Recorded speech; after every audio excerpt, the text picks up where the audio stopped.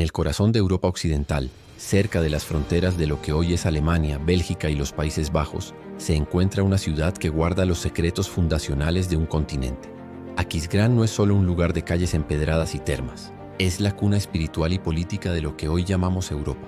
Si caminas hacia el centro del casco antiguo, te recibe la impresionante vista de la Catedral de Aquisgrán, una obra maestra estructural que se mantiene en pie desde hace más de 1200 años. Esta maravilla octogonal fue antaño el edificio más alto al norte de los Alpes, un testimonio de piedra que se eleva hacia un hombre que cambió el curso de la historia para siempre. Entender Aquisgrán es entender el misterio de cómo una colección de tribus fragmentadas y territorios en guerra comenzó a fusionarse en una civilización singular. Esta transformación no ocurrió por accidente.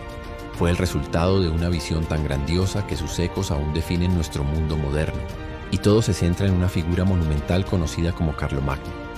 Antes de que hubiera un emperador, hubo un rey guerrero de los francos. Carlomagno, o Carlos el Grande, heredó un reino vasto pero fracturado. Tras la muerte de su padre, Pipino el Breve, y de su hermano Carlomán, Carlos se convirtió en el único gobernante de un pueblo preparado para la expansión. Pero no se conformaba con ser otro jefe germánico. Poseía un impulso implacable por unificar. A través de docenas de campañas militares expandió sus fronteras uniendo a sajones, lombardos y bávaros bajo una sola bandera. No era una conquista por el simple poder, era una conquista con un propósito. Carlomagno imaginó un imperio cristiano que rivalizara con la gloria de la antigua Roma. Buscó crear una autoridad central que pudiera proporcionar estabilidad en una era de caos. Trasladó su corte a Aquisgrán por su ubicación estratégica y sus termas naturales, que le recordaban a los baños romanos de antaño. Aquí, en esta capital del norte, comenzó a construir la infraestructura de un nuevo tipo de Estado, mezclando la cultura guerrera germánica con la eficiencia administrativa romana y la moralidad cristiana. El momento definitivo de este gran experimento tuvo lugar lejos de Aquisgrán, en una fría mañana de Navidad del año 800 después de Cristo. Carlomagno había viajado a Roma para apoyar al Papa León III, que se enfrentaba a una intensa oposición política. Mientras Carlos se arrodillaba en oración ante el altar de la Basílica de San Pedro, el Papa colocó una corona sobre su cabeza y lo proclamó emperador de los romanos. Fue un cambio sísmico en la política mundial. Por primera vez en siglos, Occidente volvía a tener un emperador, señalando que el centro de gravedad se había desplazado del oriente bizantino hacia el corazón de Europa.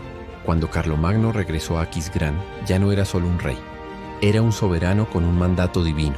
Concentró sus energías en la finalización de la Capilla Palatina, el núcleo de la catedral. Esta capilla fue diseñada para ser un trozo de cielo en la tierra, una perfección geométrica de mármol y oro, donde el emperador podía sentarse en su sencillo trono de piedra, situado por encima de la congregación, para simbolizar su papel de mediador entre Dios y el pueblo. Sin embargo, la verdadera brillantez del reinado de Carlomagno no residía en su espada ni en su corona, sino en su mente. Comprendió que un imperio tan vasto no podía mantenerse unido solo por la fuerza. Necesitaba una cultura común, un lenguaje administrativo compartido y una clase dirigente instruida. Esta constatación dio lugar al Renacimiento carolingio, un periodo de renacimiento intelectual y cultural. Invitó a los mejores eruditos de la época, como Alcuino de York, a su corte. Juntos establecieron escuelas y revitalizaron el estudio del latín. Uno de los impactos más duraderos fue la creación de la minúscula carolingia. Antes de esto, la escritura era un asunto desordenado y local. Los escribas de Carlomagno desarrollaron una escritura clara y estandarizada, con letras minúsculas y espacios entre palabras.